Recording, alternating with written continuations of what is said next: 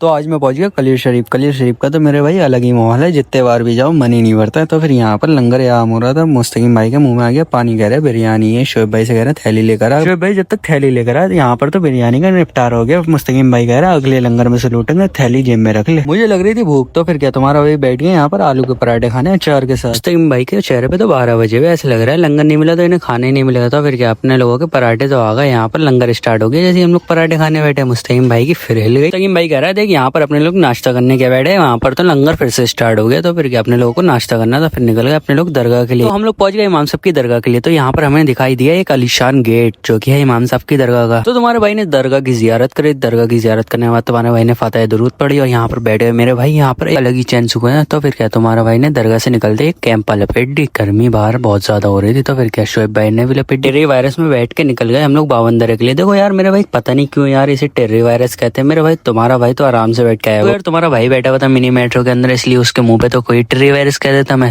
यार, उसकी गांड में मिर्च लग जाती। तो तुम्हारा भाई ने 2-4 लंबी लंबी फेंक ही दी, उसने लपेटना स्टार्ट कर दी। उसने तो लपेट ली, लेकिन तुम्हारा भाई पहुंच गया बावंदरे। बावंदरे पे भी अलग ही माहौल चल रहा है, एकदम सर्राटे वाला पानी चल रहा है पुल के ऊपर। यार इन लोगों के घर का तो पानी खत्म हो गया, इसलिए ये दोनों यहाँ पर नहाने आ गए। इन लोगों का सारा मैल उतरने वाला है यहाँ पर। तुम्हारा भाई भी बाज नहीं आ रहा है गंदी हरकतें करने से। पता नहीं ओवर एक्टिंग तुम्हारे भाई ने कहाँ से सीख ली, पता नहीं किसकी लत लग रही है। तुम्हारे भाई का भी एक अलग ही जलवा है। शोएब भाई कह रहे हैं तू अपनी गंदी शक्ल दिखाता रहेगा या हमें भी दिखागा। तो फिर क्या यहाँ पर इन लोगों के भी बहुत बड़ा कीड़ा है, बाज नहीं आ रहे अपनी मरवाने से। दोनों की तो पड़िया बन गई, लेकिन निकल गया तुम्हारा भाई अब रूम के लिए, क्योंकि हो रही धूप बहुत तेज यहाँ पर। तुम्हारा भाई तो घूम लिया, वीडियो वगैरह भी शूट कर ली तुम्हारे भाई ने। तो अब अपनी गंदी सी शक्ल लेके जाएंगे हम रूम पे। तो यार इतनी देर तक सो जाऊंगा मुझे खुद नहीं पता चला। रात के 3 बजे सब लोग कह रहे हैं अब चलना है दरगाह। तुम्हारा भाई निकल गया बाजार से होते फिर दरगाह के लिए। देखो यार तुम लोग मेरी गंदी सी शक्ल देखते हुए थक गए हो, तो फिर तुम इन तीनों की शक्लें देखो। इन तीनों की अगर अच्छी लगे तो मुझे कमेंट कर देना। देखो यार तुम लोग क्लियर आओ, रात की रौनक ना देखो दरगाह और बाजार की, तो फिर तुम्हारा बेकार है यहाँ पर आना। तुम्हारा भाई निकल गया दरगाह के लिए। दरगाह की गेट के पास बस पहुंचे थे। तो फिर क्या यहाँ पर अलग ही सजावट दिख रही है। मेरे भाई गेट की बहुत प्यारी सजावट करवाई इस बार इन लोगों ने। अंदर की भी सजावट कुछ अलग ही लेवल पे जा रही है। मैं तो अपनी गंदी सी शक्ल दिखाई रहा था, शोएब भाई कह रहा है मेरी भी गंदी शक्ल ले लो। दरगाह की जियारत करने के बाद मैं यहाँ की सजावट देखने लगा। मेरे भाई अलग ही लेवल पे सजाई है दरगाह की। उम्मत देखो कितनी प्यारी सजाई। देखो यार कलीर शरीफ आने के बाद तुम्हारे भाई का मन तो करते नहीं है वापस घर जाना है। तो फिर क्या हो गई थी थकान, हम लोग आ गए होटल पे चाय पीने।